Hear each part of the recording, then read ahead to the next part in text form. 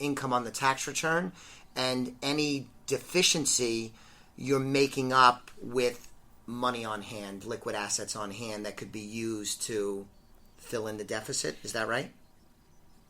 Yes and no. The income that we could count outside of the bank deposits would be W-2 income, or maybe they have child support income or some other. But we would not be able to use the business income other than the bank deposits from the tax return. So it's bank deposits is used to calculate income only. Give you an example. In this case, for an $800,000 loan, let's say they have to have, I don't even know the numbers, but let's just say they have to have $5,000 in monthly income. And let's just say on their W-2s, they only show, $2,000 of income. Well, they can't qualify. So we're going to say, forget that. And we're going to say, what are your business bank deposits? We're going to do that divided by, times 50%. Divided by 24, and whatever that is their new. Let's say it's 10,000. That's their new income, and we're not even going to use the income from the business. What you said to me is what you used that example of $1,000, and they would need $12,000. Okay, that's something different. They're saying this is income, but in order to be qualified, we have to keep this at 43%. But you also need some cash reserves. Right, asset reserves. And what does that mean? Asset reserves mean you need 12 months of, let's say this is the monthly payment, left over in the bank after. We're not going to use it. You're not going to pay it to us. It's not a fee. It's just we have to show that you have enough liquidity to make you a good credit risk. So you have to have, what is that, $60,000? You have to have $60,000 in the bank after that's said and done. But so I have to qualify based on this number and this. Yeah. Okay. Yeah. So you need to have enough money left over to make you a good risk, but that's not used for income qualification. That's just left over. All right. So, Gwen, let's talk about the business bank deposit program you have, because one of the things that has bothered me for a long time is that these qualified mortgages are great. If you could check all of the government's boxes, it's easy to get credit, easy to get a mortgage.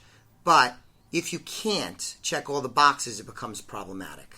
But what Envoy has come up with a few programs where you'll do a portfolio loan, which the government agencies won't buy, but you're offering to do mortgages for people that might not check all those boxes because you found some other key criteria that makes certain individuals, in this case small business owners, able to get a mortgage through portfolio loans because the governmental agency checklist, they just can't check all the boxes. So how does the business bank deposit work? Okay, so let's give you an example. Let's say you have a small business owner that does not show enough income on his tax return to qualify for a mortgage. Okay. In most cases, that would be the end of the story. He couldn't buy the house. Couldn't buy it. Couldn't buy the house. And sometimes business owners, they're plowing money back into the business, and they're not showing it on the income, but the low income may not be representative of actually where they're at financially, right? That's right. So I'll give you an example of a small business owner who's an electrician that has $1.5 million in revenue each year. But he doesn't show that on his tax returns. Right. Right? That's just what he deposits into his bank over the course of a year. Okay. Well, Envoy Mortgage, in partnership with other investors, will use that income that he deposits into the bank account to help him qualify for a mortgage. So you'll have a formula that'll look at the gross revenues instead of what's on the tax return. And if that's higher than what's on the tax return, that person that previously was not able to get a mortgage would get a look at Envoy Mortgage. That's correct, yeah. That's awesome. Yeah. And that's not readily available in the marketplace today. Is that fair? That's correct. And now, to be fair, because if you're listening and you've been locked out of the mortgage market, and for small business owners, let me take a step back. When you're seeking a qualified mortgage, they don't only look at 1 year's tax return, right? They look at 2 or 3 years. And some problems for business owners is there may be an ebb and a flow with the income. They may have a year where they had very little income because they bought a lot of equipment. Mm-hmm. And that could mess up their ability to get underwritten on a debt-to-income ratio alone. So this addresses that. And you don't only look at the gross revenues, in your example, the 1.5. They also, to qualify for something like this, they have to have some liquid net worth, right? Well, that's right. They have to have what we call in the mortgage industry compensating factors. Okay. What other compensating factors are we looking for? We're looking for people with good credit and who have some cash left over, cash reserves left over after the debt to income is looked at. Because if you just look at the income and they don't have any liquid assets, no money in the bank, no assets, that's going to be a harder road. Whereas if they have the gross revenue, in your example, the $1.5 million, but let's say they also have, $100,000 in the bank, just as a purely hypothetical, that'll be looked on kindly because they have some reserves, they have some flexibility, and that would help with the underwriting in this program, right? It's actually required. Okay. Yeah. Certain amount of reserves is required. Yes. Okay, good. And so this is for self-employed entrepreneurial business people. And when you look at the gross revenues, go back 2 years? Yeah, we take a 2-year average. Okay, beautiful. How long has this been available? Has it been like just a few months, a few years? How long have you guys been doing this? I would say credit dried up after the 2008 crisis, and I would say it took a few years for products like this to emerge. And this must be super well received for small business owners, because I get the complaint all the time. And I was just with my friend today who's a small business owner, and he's had a really bad experience with banks. So much so that, he usually will say a swear word along with the bank because he feels like they're not representing him because he doesn't fit into their box, but he considers himself a good credit risk because he has a successful business, he doesn't have a lot of debt, and he has a very good claims-paying history, but he feels like he's treated like crap at the bank. So small business owners must love this.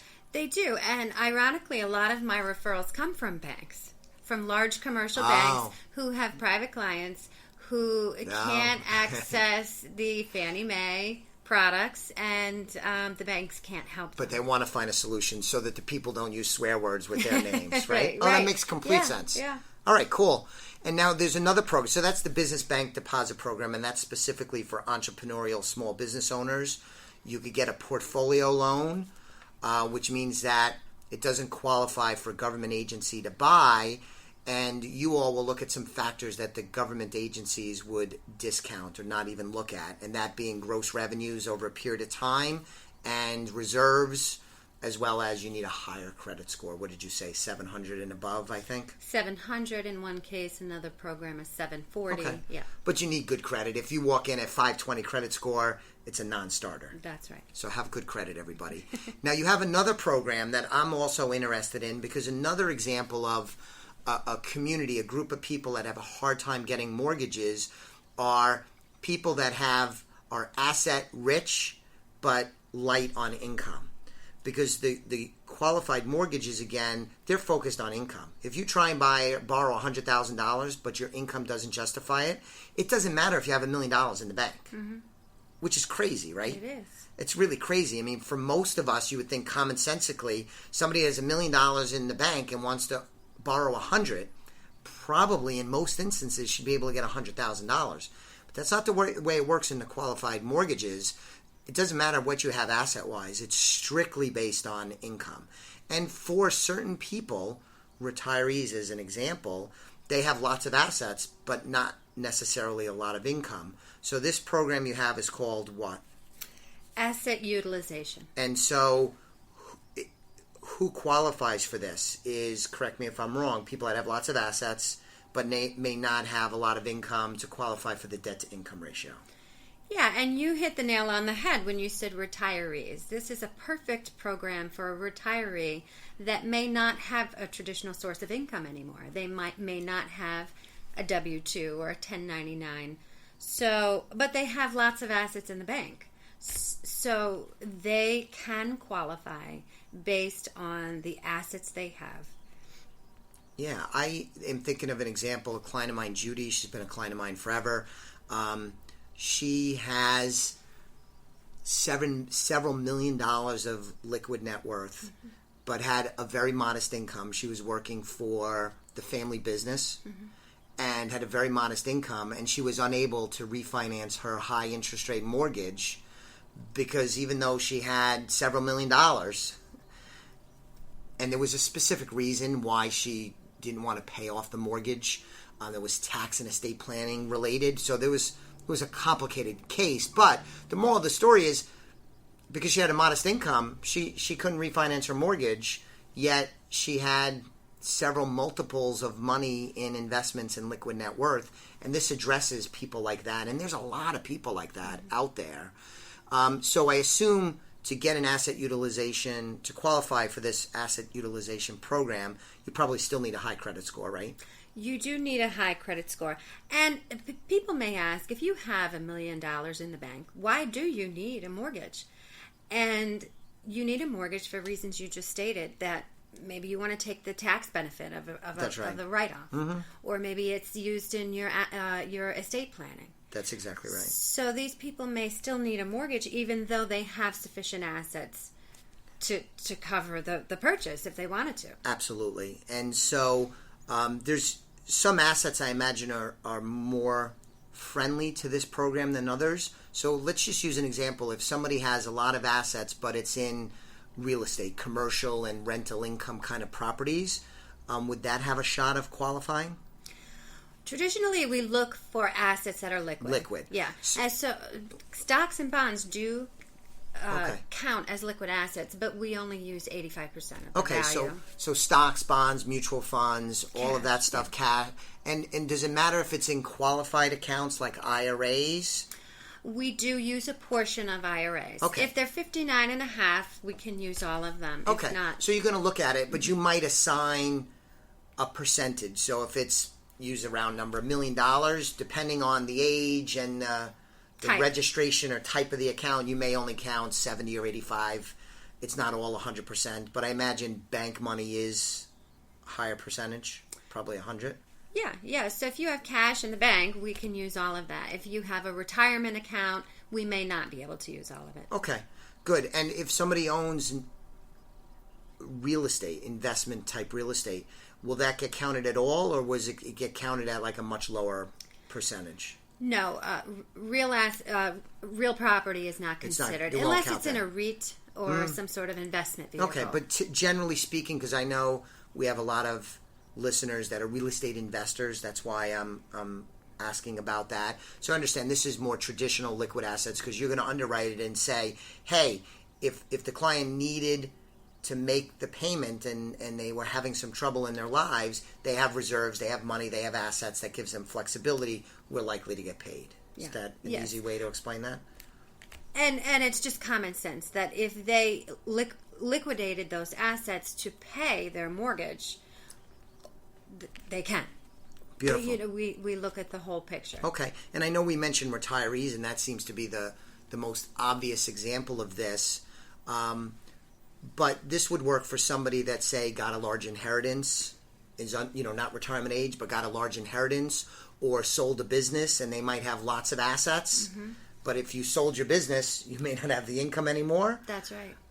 So it's not just for retirees, right? It's not just for retirees. It's for anyone that has a large amount of assets but may not have sufficient income to qualify for a qualified mortgage. Okay, great. So I love this. I mean, from my work with clients, they will often not need my assistance as a certified financial planner, right? If they could just check all the boxes and they get the qualified mortgage, I could make a referral to you, and we've worked together, again, on a recent case. But that's pretty easy.